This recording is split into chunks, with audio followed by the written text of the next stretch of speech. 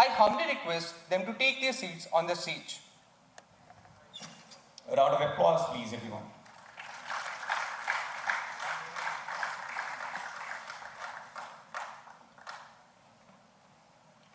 So now, before we start the session, we would like to give a brief intro about the session's distinguished speakers. The first speaker is Mr. Sudeep Gupta. Mr. Sudeep Gupta is currently serving as the Supply Chain Director for South Asia at Cargill, a position he has held since joining the company in November 2019. With an extensive background in supply chain management, Sir brings over 25 years of experience in the food and beverage industry.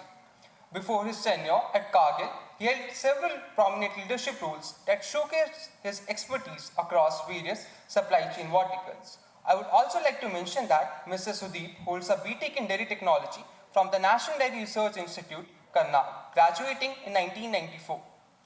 The second speaker is Mr. Sandeep Sethia. He is a consultant dairy and food businesses in New Delhi. Mr. Sanjeev is a seasoned supply chain professional with 25 years of experience in all domains of supply chain: food, dairy, snacking organizations such as Heinz India, Haldiram Snacks, Mondelez India, and more. Sir has specialized experience in improving efficiency, reducing cost, and enhance overall supply chain performance. Mr. Sanjeev holds a BTech degree in dairy technology from NDRA Karnal, graduating in 1994. Followed by his undergrad degree, he also completed his degree on general management from IIM Lucknow. The final speaker of the session is Mr. Vishal Mahajan. He is Chief Executive Officer, Jubilant Consumer Private Limited, Noida. Mr. Vishal Mahajan is a distinguished professional with an impressive academic background, having graduated from the National Dairy Research Institute in 1995 and subsequently from the prestigious Indian Institute of Management, Ahmedabad, in 1997. Over the course of his career, Mr. Vishal has made significant contributions across a diverse range of industries. He founded Jubilant Consumer Private Limited, a venture that was established with the mandate of becoming a trusted B2B partner for the food service industry in India. Now, we humbly request the session chairman to take over the session. Thank you, everyone. Thank you.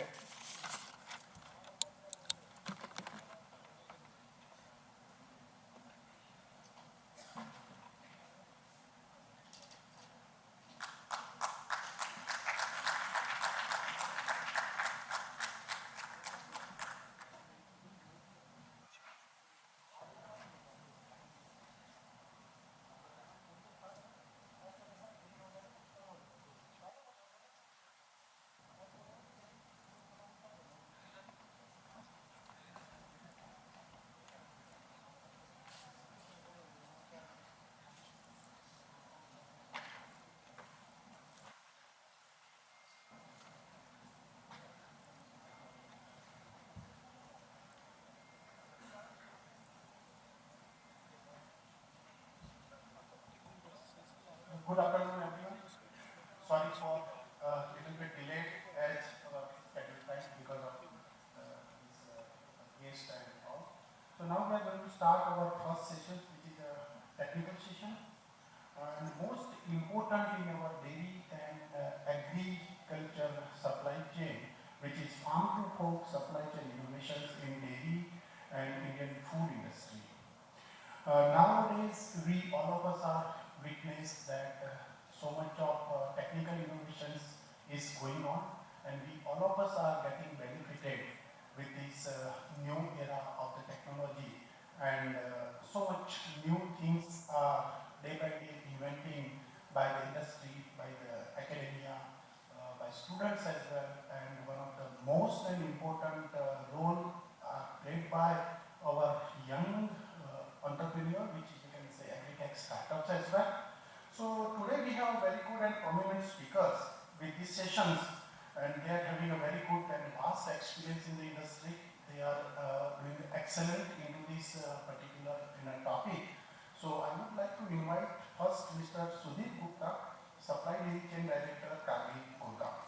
And I would like to request you all the speakers, please keep the mind with the time constraint. So try to finish within 15 minutes. Thank you.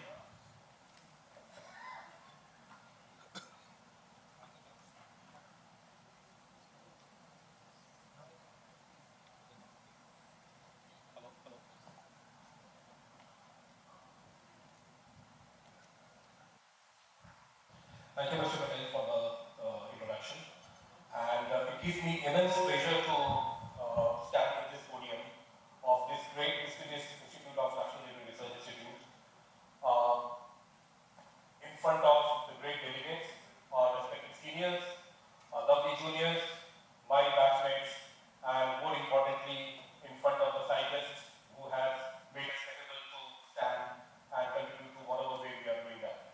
It also gives a great pleasure to interact with the students, and when we see all these students, it reminds of our 32 years old status where we were in the same seat.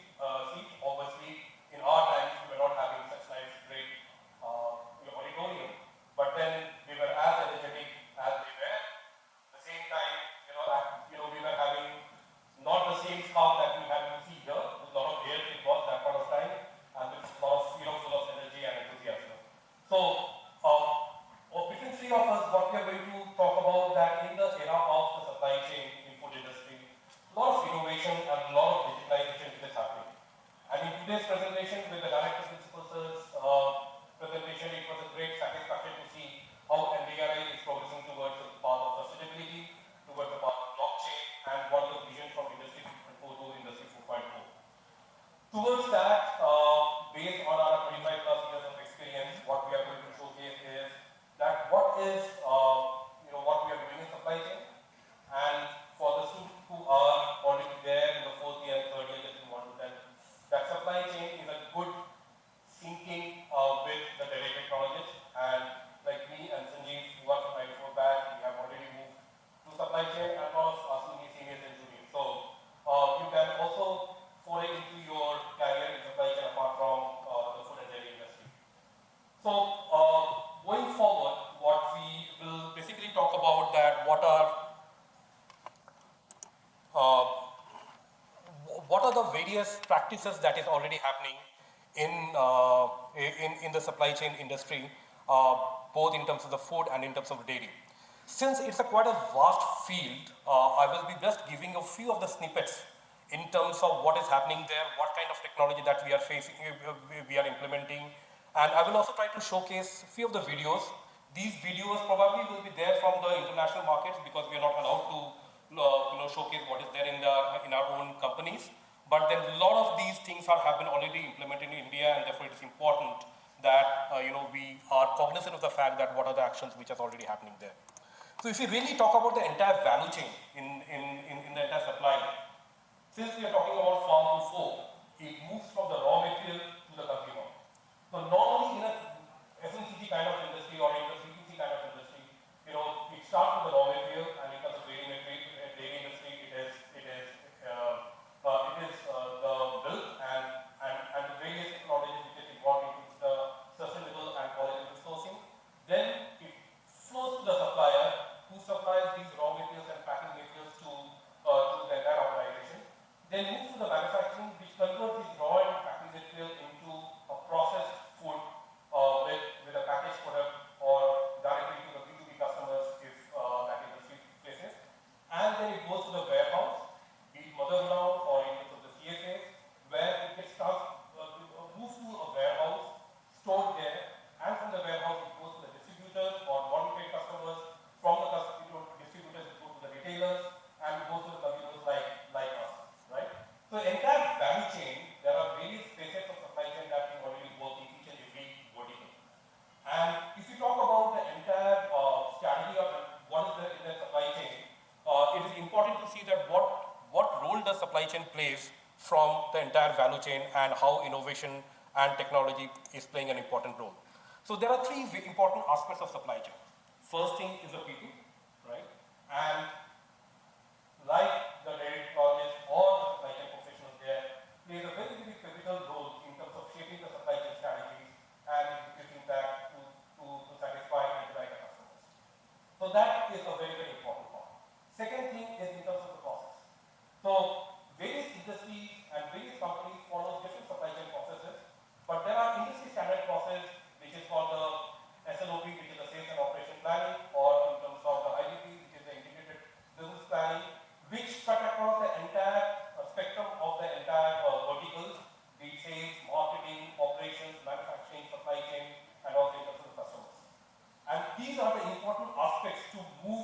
access to the technology. And the third part is in terms of technology, which is the topic of the discussion today, and we will be, getting more into that. But before move into the various components of the technology or the innovation that we're talking about, it is important to see that what is the role of supply chain. And obviously, post-COVID, the importance of the supply chain, and you would have been hearing the role of supply chain in various forums, be it by your honorable Prime Minister or be various industry experts, is gaining ground because of the kind of volatility and kind of risk that we are facing. Right? First thing is the strategic plan. How the entire strategy of the supply chain is in sync with the planning of the organization and planning of the industry. So where we talk about the long term, from 2 years to 10 years planning, what kind of supply chain strategy that we're talking about, and all these things depends on the consumers and the customers, the type of product that we supply, and the category we operate. For example, if we talk about a dairy product, right? Let's talk about the chilled dairy product like yogurt. The shelf life is 15 days, right? What should be the supply chain strategy for delivering a fresh product to 15 days? Because the customers and consumers like us do not want to have an aged product. So therefore, the supply chain strategy for a fresh dairy is completely different from a supply chain strategy for pharmaceuticals, or in terms of coffee, where the shelf life is maybe 18 months to 22 months. Similarly, supply chain strategy for a low margin product is completely different from a high margin product. Similarly, a very, very innovative product line will have a different supply chain strategy where there will be a commodity kind of business. So the important thing is the supply chain strategy. Second part is the supply chain plays a very, very important role in terms of demand planning and demand forecasting. And with this modern technology, the things were not what it was earlier. It is just not about the historical data that we operate, but now the new technology is also sensing with the modern technology and modern data in terms of the multivariate modeling. So they are also sensing in terms of external data that how is the weather forecasting, what is the temperature, what is the political scenario that is happening. So for example, if the demand model, apart from the historical data, it also picks that, okay, in the month of maybe October, November, how is the temperature going to look like, and what is the temperature profile has got a significance in terms of demand of the forecast, that makes much more reliable demand to look into that. And there are various technologies which has come up in terms of MI and AL, which is gaining ground in terms of demand forecasting. Demand forecasting is an extremely, extremely important matter because if we can able to forecast demand, we can satisfy the customers at the lowest cost. Right?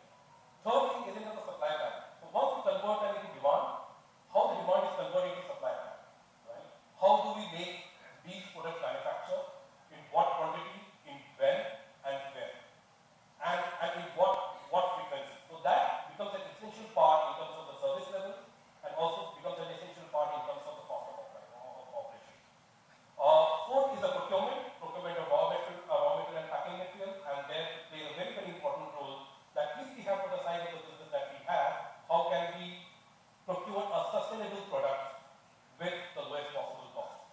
The next is manufacturing, where we all play a very, very important role, that how we convert the raw and packing material into the finished goods or into the product that the customers want.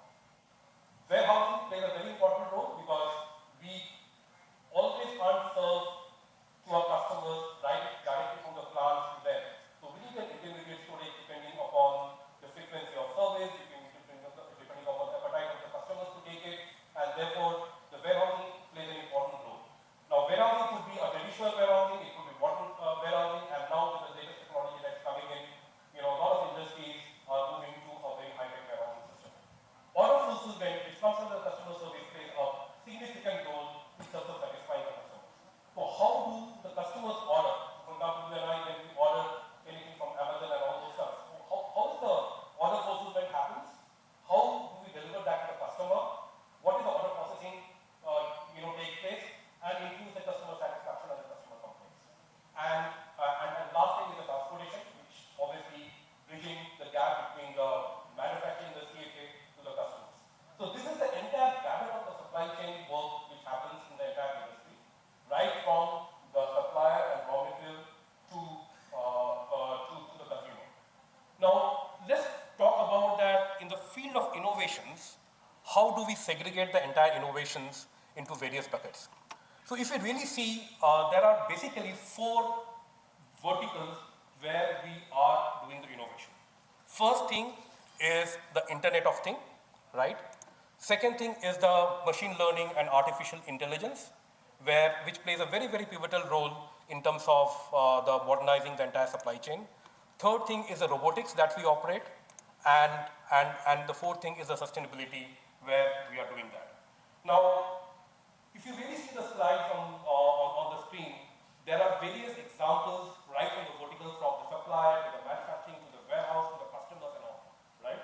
And because of the paucity of time, I will not dwell more on every aspect, but looking into the audience here, I will try to give a little bit of snippet in terms of how we are using the modern technology in the various verticals to augment the innovation that we are doing that, right? First is the robotics, right? If we really talk about the robotics, manufacturing automation is playing a very great role. Now, the automation has gained significance post-COVID, particularly in a country like us in India, because earlier we were saying that, our labor is relatively cheap, why do we need to automate? But COVID has taught us that the labor is very cheap, but it may not be available, right? So therefore, it disrupts the entire supply chain when we're talking about that, and we all have seen that during the COVID times. So therefore, greater and greater automation which is happening in the entire industry to see that we reduce the entire disruption there. And if you really see the screen here, this kind of automation is already happening there, where the heavier products like this and other things is being done by robotics, therefore reducing the dependence of the labor and depending more on the advanced technology that we have. If we talk about warehouse automation, now as I said that warehouse are of different type. Now, companies like Amazon, they have got different type of SKUs, thousands and thousands of SKUs. And how do you do that, automation in warehouse? But there are few companies where probably number of SKUs are not that great. So therefore, the need of automation is much more when the warehouse management system is much more complex. And therefore, I will just play a short video to showcase that what kind of automation which is already happening in the industry in this way. Guided vehicles, AGVs, are unmanned load carriers directed by software and sensor-based guidance systems. AGVs follow a pre-established path using permanently fixed magnetic strips and LiDAR for guidance. In that sense, an AGV is more like a train than a car. If something blocks its path, the robot will stop and call for help. They are mainly used to transport larger and heavier payloads and are best suited for environments that don't change often. Unlike AGVs, autonomous mobile robots, AMRs, can choose different routes to travel to their destination. AMRs are more flexible, which makes them more suitable for dynamic environments, where requests are constantly changing. One example of AMRs is in Via Picker Robot. These robots use machine vision with fiducial markers. They can detect the position and orientation of fiducials with ultra precision. By sticking these markers on warehouse shelves, robots can easily localize themselves. Their sensors enable AMRs to detect obstacles and automatically navigate around them. Software remapping can change the paths of the robot without a need for extensive changes to the infrastructure. Because of that flexibility, So this is quite interesting. If we talk about the logistic convenience, right? Earlier we used to use a lot of labors in terms of loading, products into our finished goods vehicle. But with a lot of automations like this has simplified the entire process. It reduces the stress of the labor, automates the entire thing, reduces also the dependency of the entire labors in the entire system. And this is very commonly used in a lot of FMCG companies across India. Another important thing on ML and AI, I will not go more into the forecasting part, but on the network optimization. And for the students here, network optimization is a very natural output of what you and we have already learned in terms of operation research, right? So the entire network optimization is that where the plants and where are the warehouses that we should be installing so that we can reduce the cost, increase the flexibility to our customers' demand, and therefore improve the entire satisfaction. And there are a lot of tools in the entire organization to see that how do we, or optimize the entire network. These are customers that are 4 days or more away from our service point. That's bad. If we add a distribution point in the East Coast, let's pick Allentown. Watch what happens to the costs. We saved almost $28 million, and you can see that Newark pops up as the optimum point of entry. I can move this point around and try to see if there is a more desirable location, or I can ask the network optimization solution to find the optimum. I want to know the best distribution point to add, so I use a solver to perform a true greenfield search. And look, that would be Greenville. And the total savings are even greater. So when you have multiple networks, multiple warehouses, multiple customer points, what is the best network that we can do rather than working that in Excel? You have these kind of tools to optimize the entire thing, which is adding a lot of value to the organization. Coming into the Internet of Things, I'll just want to showcase one example, which is working extremely extensively in terms of the raw material sensing. How do we optimize the entire book, reduce the entire cost in the entire industry?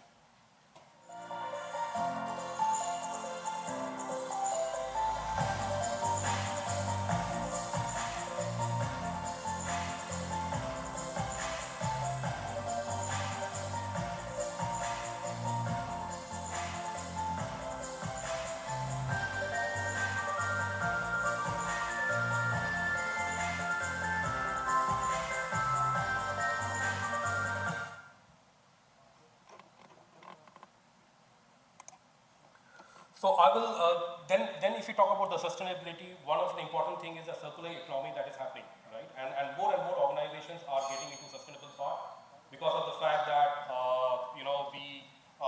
the customers are demanding for the sustainability and how our byproducts can be used for the value addition in the entire work.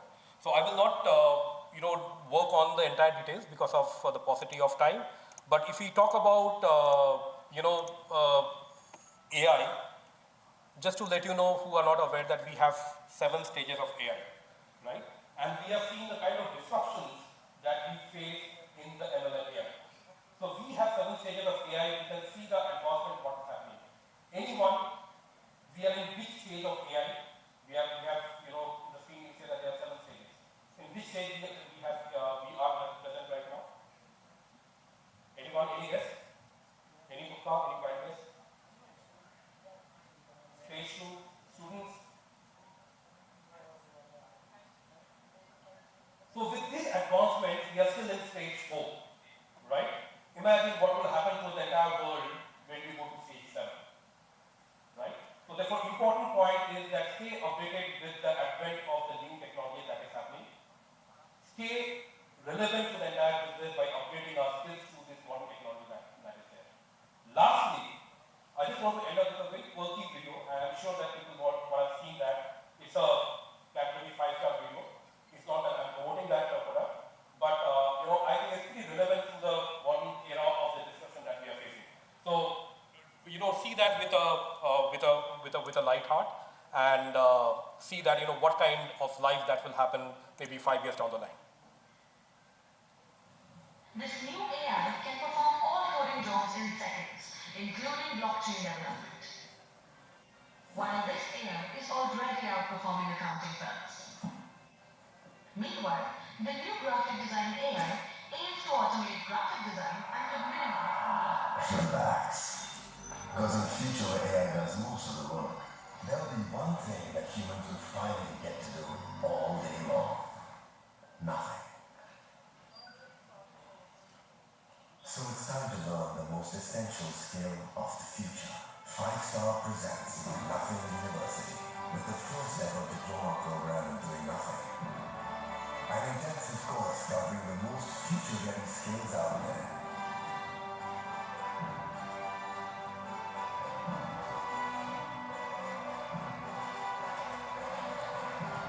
Well, let me check the end back in a few days.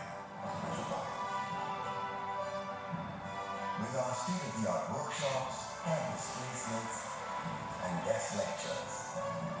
the world can finally prepare for the glorious future that awaits us. Be 5-star, do nothing. Enroll now. Like that. So maybe for the students, when you will come after 20, 30 years, the way we have come, the name of NDRI may be moved to Nothing Dairy Recruitment Institute. Right? With that, thank you very much for your patient hearing, and therefore I will hand over the class to Sandeep for his presentation.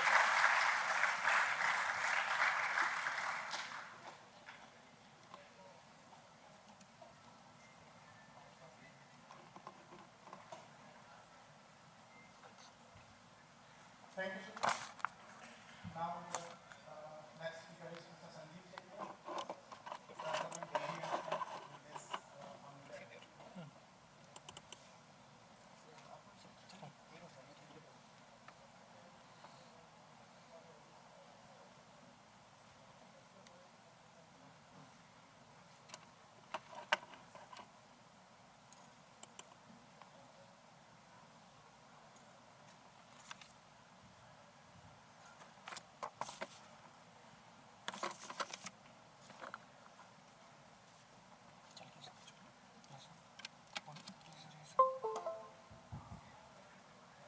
Good afternoon, everyone.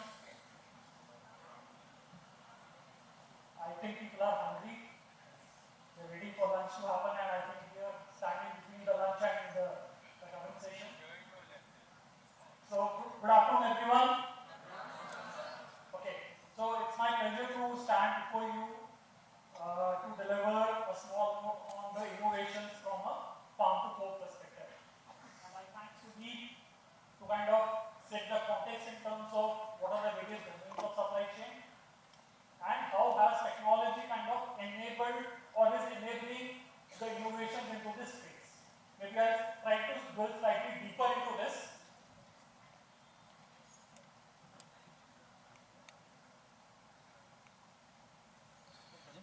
Yeah, it's good. So what we'll do is we'll speak about the food industry.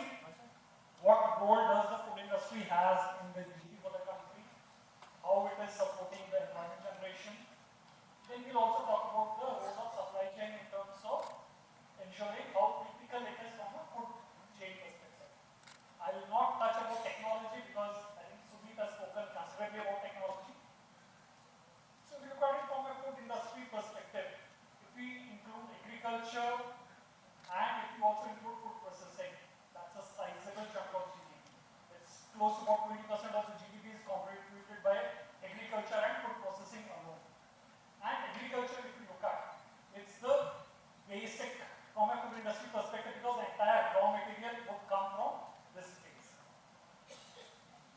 Secondly, from a perspective of food industry, exports playing a big role in terms of bringing in the dollar revenue for a country. So we have sizable exports happening not only for spices but also from a dairy perspective as well, which are kind of helping improvement of GDP for us. In terms of employment generation, if you look at, agriculture has always been the highest employment generation segment. Roughly about 50% of the employment happens through agriculture as a category. If you look at it in terms of processing, the roles like sourcing, manufacturing, sorting, packing, these are all labor-intensive jobs for us. So while we are kind of trying to get into the automation space there, but it's still largely unautomated and hence labor-intensive. So that's also contributing to employment generation in the country for us. If you look at it from a supply chain perspective, supply chain I would say is the backbone from a food industry perspective because it is trying to link the sourcing to the end consumption. So all the steps within the value chain which we talked about, whether be it sourcing, be it sorting, be it manufacturing, distribution, retailing, so everything, so supply chain plays a very critical role into all these aspects. And hence it's very important and pertinent that we are able to timely turn the products, convert the product from raw to finished goods and ensure that they reach the end consumers. And given the fact that some of the items they are shelf life, it kind of helps us in managing that as well. We'll speak something about the agriculture innovation. So I'm sure you would recollect. So we showed a video in terms of usage of IoT and drones in terms of monitoring the entire cropping area. So trust me, it is not the video which you showed, that's from a different country, but that's happening in India. So there are organizations in India who are using this technology to estimate what's the kind of soil, what's the health of soil, when do we need to irrigate, when do we need to add fertilizers. So, and what this does is, these informations can be converted into actions, and it helps you to limit the quantum of, say, fertilizers or pesticides which go into the crop for us. So you optimize, you start optimizing basis on the input data which you have. You are aware about certain crops which are drought resistant. So they can withstand harsh weathers. So earlier, I'm sure you all would recollect, drought ho gaya, crop nahi aaya, prices बढ़ gaye.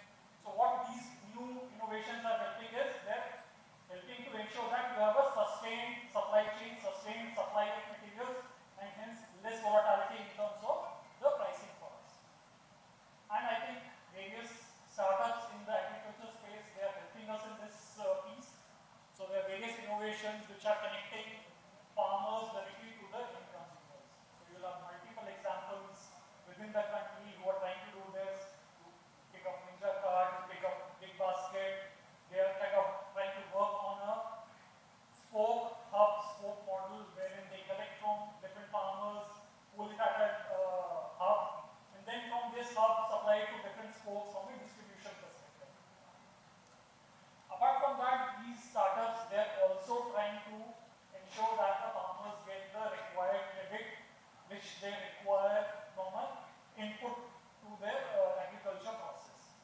So there are organizations who would try and link what is the cropping pattern, what is the area under croppage, what's the weather looking like, what's the possible yield for this product, and hence they kind of enable the loans to these farmers as well.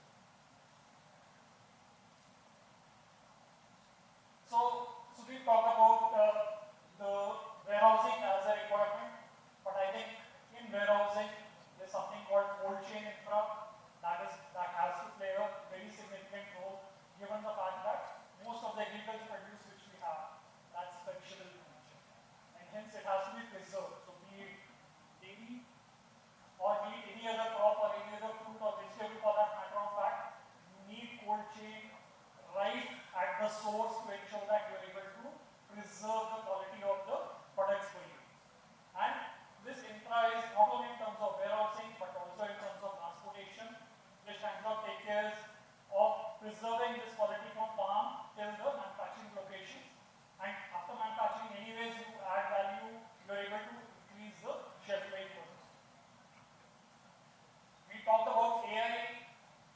So one thing in AI is also about optimization.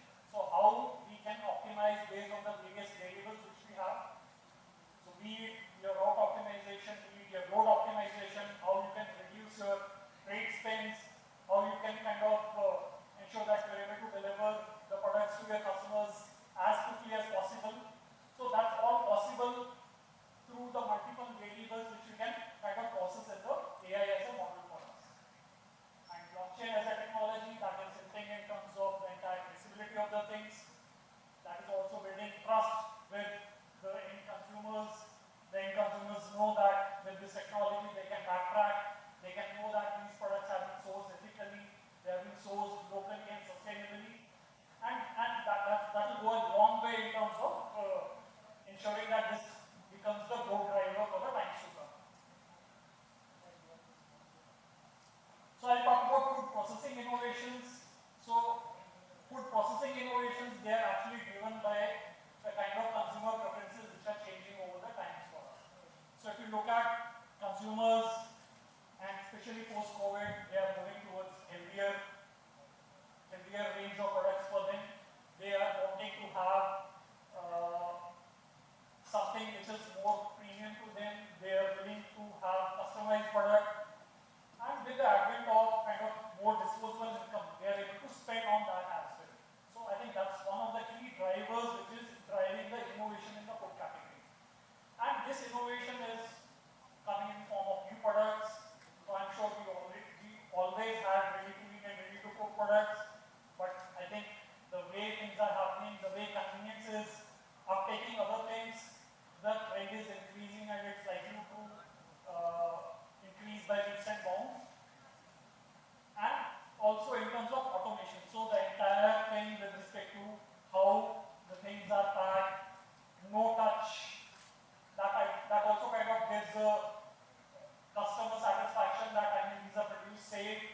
and they're good from a consumption perspective as well.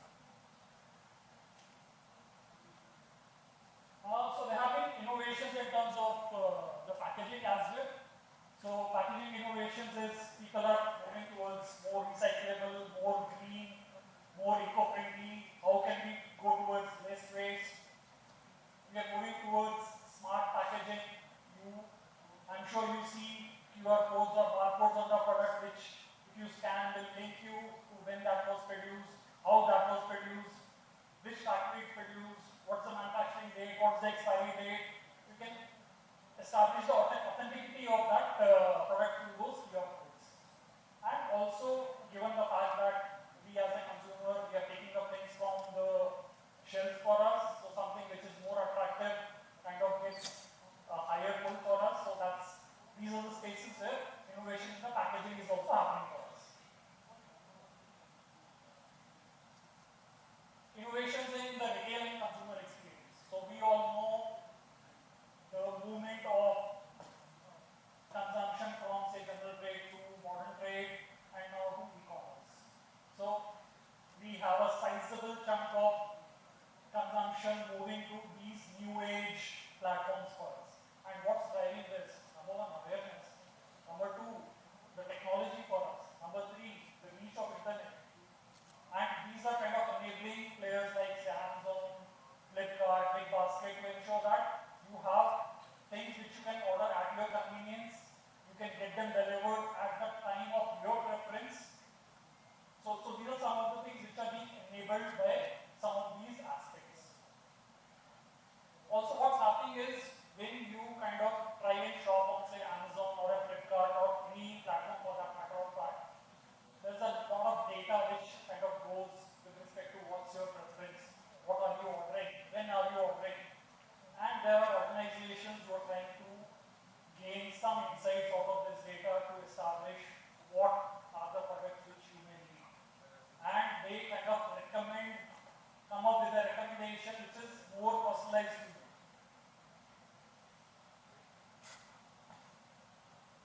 There are certain government initiatives which are also helping in terms of ensuring that the chain is safe and stable. So FSI is the governing authority in India for us, which is kind of not only ensuring that you have a labeling requirement, but also from a food safety perspective. And also government is promoting various mega parks which are kind of integrating sourcing, which are integrating pre-manufacturing and bit of logistics into the same compound so that it kind of connects everything in one go.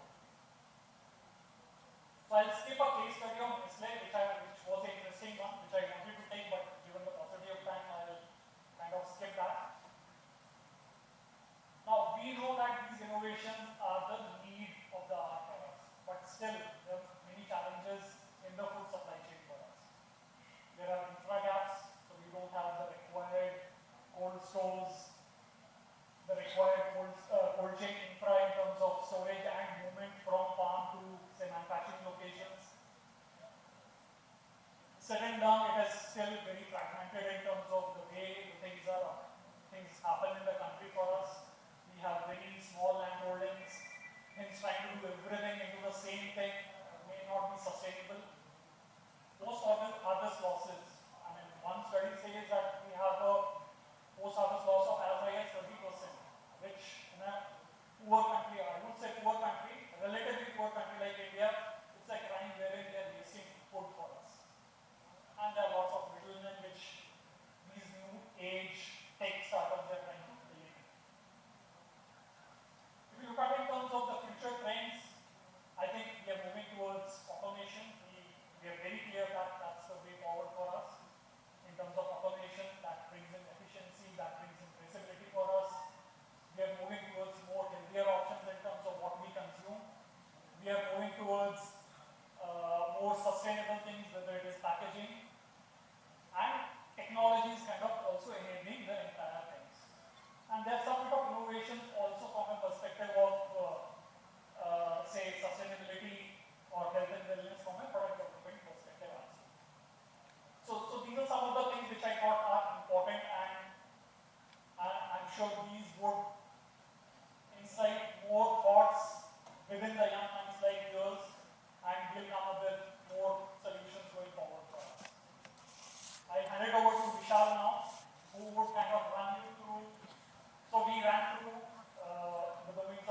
chain and how automation is helping. We then ran through how innovations are happening in the various aspects into the supply chain and the agriculture space for us.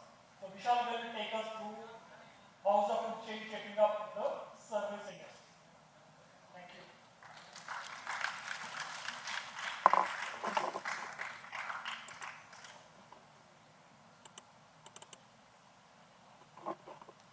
So, thank you, Sudeep and Sanjeev, for setting up this wonderful context. My sincere thanks to Mr. Rao and Vibha for this opportunity to share my thoughts. The topic is farm to fork. So, I'm going to talk about, how the fork is shaping up. So, I'll be focusing on supply chain innovations in food service industry. So, what exactly is food service industry? So I'll be talking about the part of food processing or food industry which is on the consumption side. And in the next 15 minutes, I'll try to touch upon how this industry is shaping up and why it is relevant for us as food technology professionals, for us as business managers who are managing diverse industries and different domains, be it dairy industry, be it any food processing industry. So Deep works for Cargill, and that itself is a hugely diversified conglomerate, and where it all comes together. So, what are the building blocks of this industry?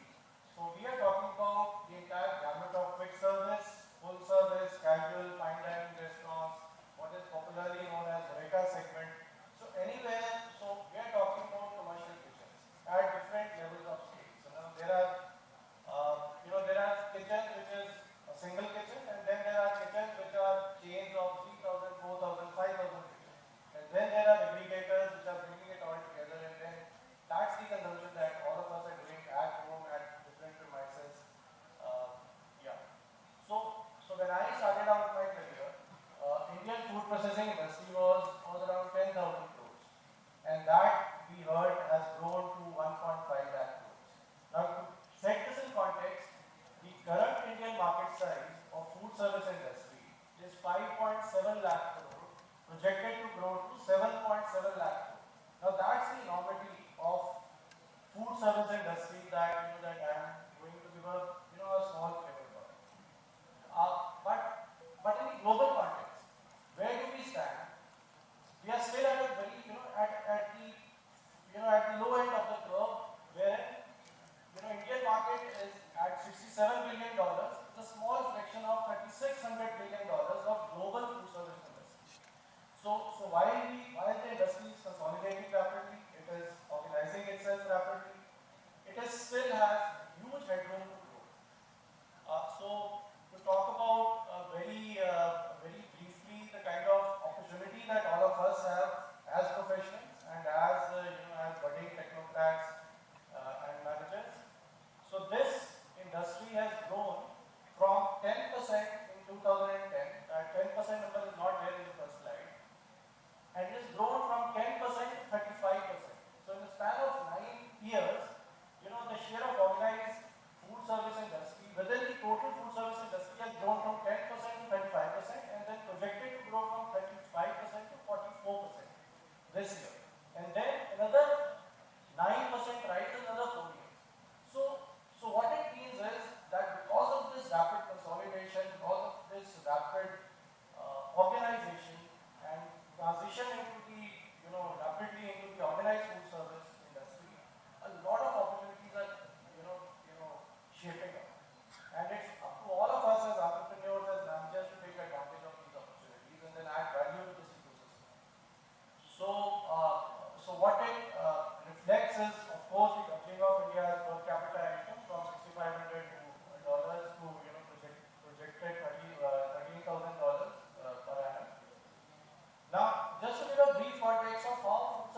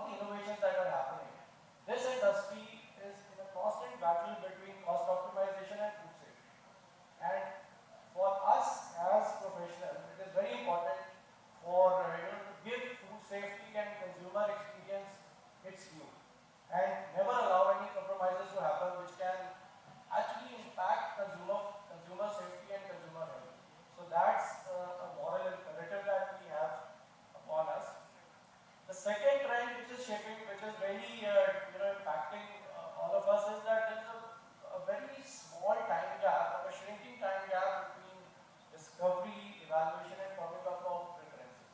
Earlier, there used to be a luxury of time when you could do market research, when you could speak to consumers, you could have focus groups, you had time to respond to the way market is shaping up.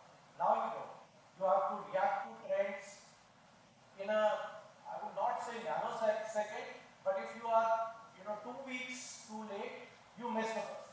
So you cannot have a situation when when there is some Twitter post is trending and it involves your organization and then you're slow in responding.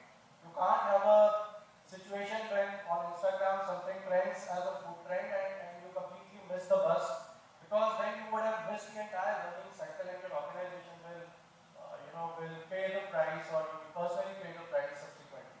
So the time gap is very less to respond.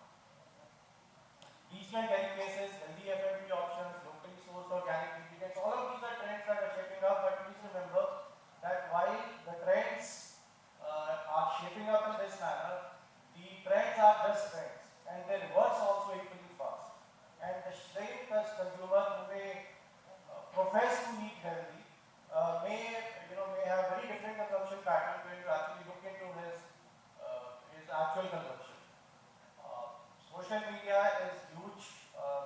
People my generation can't still relate to why kids take photographs of every time they order a meal from outside, but we have to just indulge them. And so Instagram availability of experiential dining, cuisine diversity, all of these things are rapidly impacting demand and therefore impacting supply chains. So why is this important? It's important because unless you are able to read trends, you're able to read consumer demand, the way it is going, your supply chain can't keep pace. If an organization needs, let's say, kale, or it needs some aloo needs, or rocket needs, or things like these, and your supply chain can't keep pace, you miss that trend. So that's where these trends impact the supply chain. What are the key factors that are constraining demand? Because you need trustworthy supply chains that are in sync with the product development. Now there are a lot of food service industry initiatives that are shaping up, which don't have the credible back-end linkages to the organizations that can actually bring to life, bring to fruition the exact requirements that the cuisine diversity and menu innovations demand. And finally, of course, there are credit conscious suppliers who do not want to support startups which cannot, keep pace with the cash flow demands. So all of these are trends that I just wanted to give a flavor about. What exactly is supply chain in terms of food service industry in India, in terms of why is it important for specialized players to come into this supply chain? It is because in India we are experimenting with a lot of global flavors. We are experimenting a lot of customized products, and when these customized products scale up, the supplier or supply chain also has to keep pace. So these are a few trends which are impacting the food service industry, and we just heard about plant-based proteins, etc. But we have to remember that each innovation cycle in this industry is seasonal in nature, and it cannot be termed as a long-term trend unless we see at least 3 to 4 years of stable demand. So that's important for people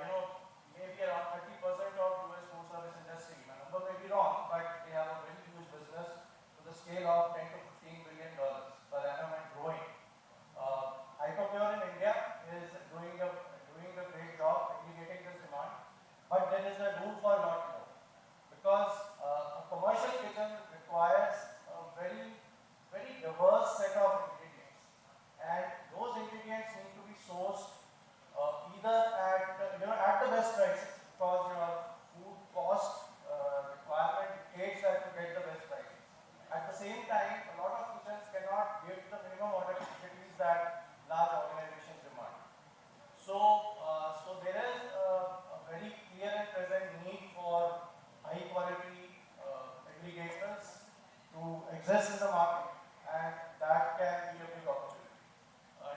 You always have distributors that are there in this segment. A lot of organizations source through floating tenders.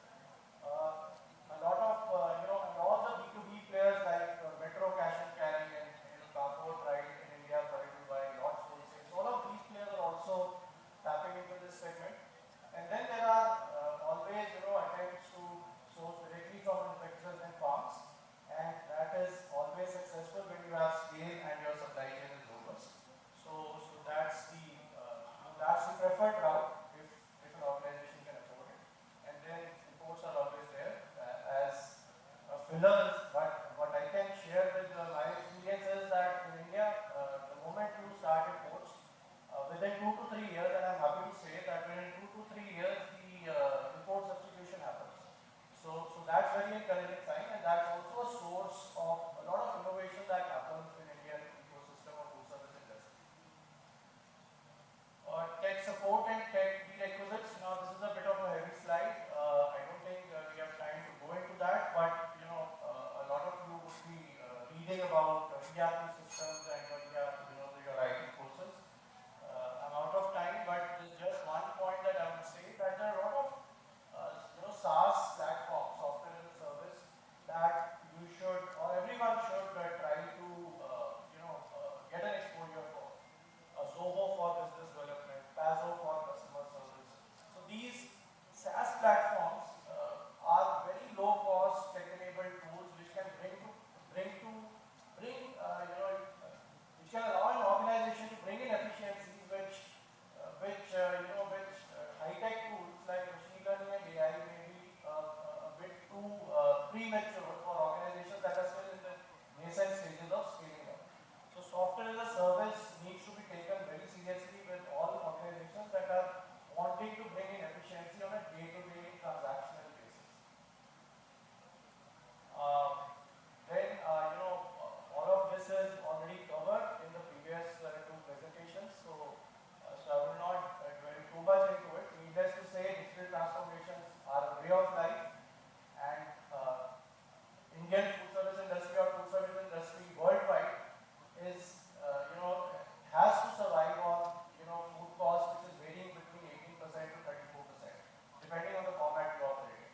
And a percentage point here and there can make a difference, make a big difference to your bottom line in case your revenue scales up. And the supply chain innovations dovetail into exactly that strategic objective. So thank you so much for the opportunity, and I hand over the mic to Mr. Patel. Thank you. Thank you, Mr. Shah. Today's sessions was covered very well by Sudeep, Sanjeev and Vishal. The new era, which is the most important thing in our industry for Farm to Fork.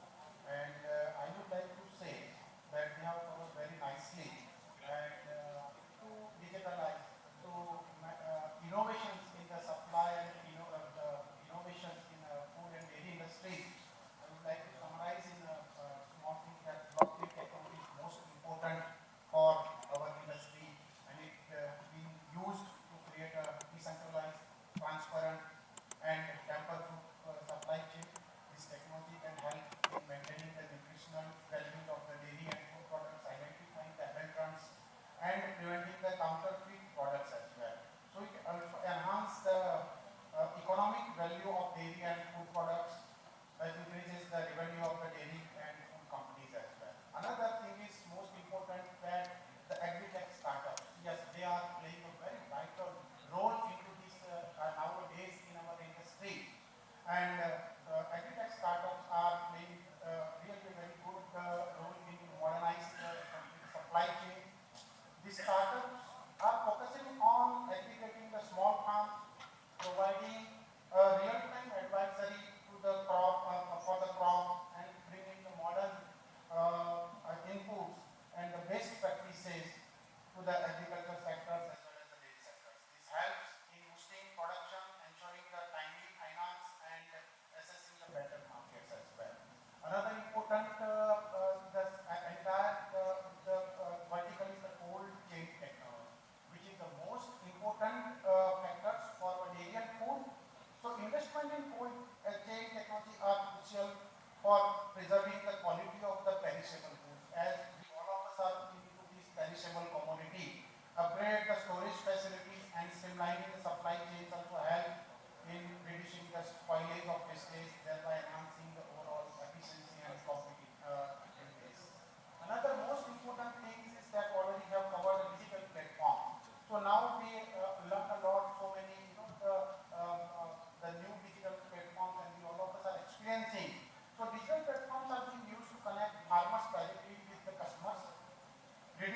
number of intermediates. This is not only ensure the better prices for farmer, but also provides the consumers with fresh and high quality products as well. So digital platform is also very much important and based roles. Another importance is the government reforms, which is also playing a vital and important role. So various government reforms are aimed at supporting the agriculture ecosystems. These reforms are unlikely to new markets and supporting private investments in the sector. So policies are being implemented to support good agricultural practices, rigorous testing and regulatory compliances as well. Another thing is that Internet of Things, IoT, which all of us are experiencing and all of us we are using. So IoT devices are being used to monitor and manage various aspects of the industry chain from soil health to storage condition. This helps in optimizing resource use, improving crop yields, ensuring the quality of the produce and timely delivery and getting the fair prices and all those things. So really this topic is most important for our new future, and all our speakers has mentioned that now we are moving forward with today's where we are and in the next 5 years might be our largest economy for food and dairy industry. And so those these supply chain innovations is the most important the requirement. And thank you very much all the speakers. They have covered very nicely and very elaborately. Sorry for the time constraint, so we are not allowed you in detail. But yes, this is really a good insight for the industry. Thank you very much.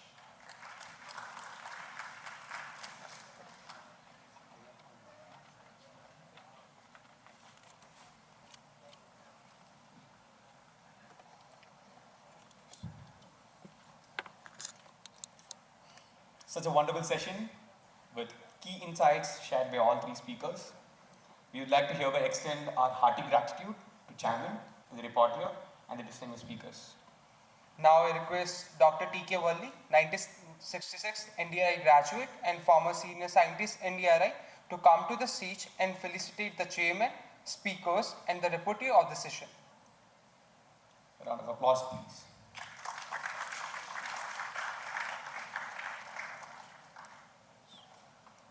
Chairman, for felicitation, I request the panel to come in front.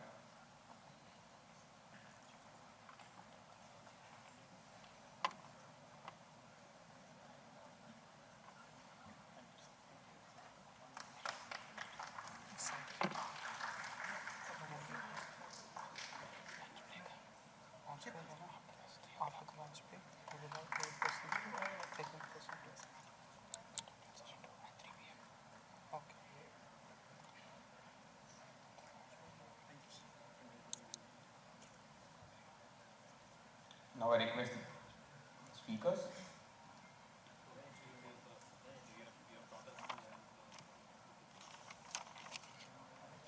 A round of applause again, everyone.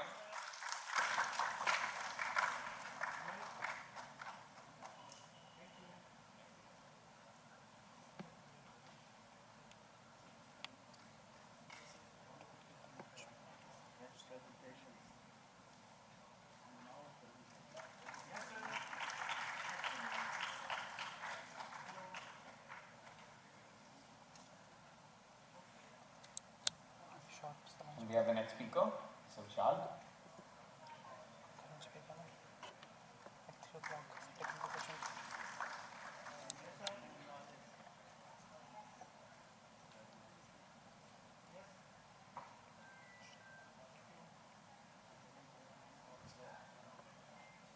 Now we have the reporter, Dr. Deshwal.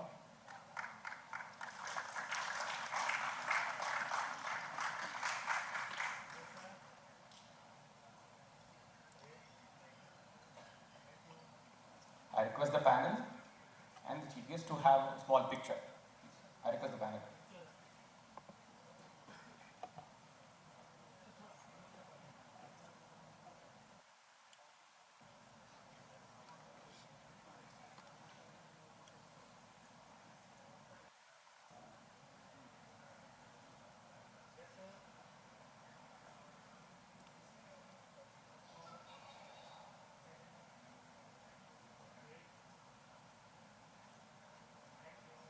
Thank you very much. I request everyone to have their seats. Now, after the lunch break, we will proceed to technical session 2 at 3 o'clock. Thank you everyone for joining us.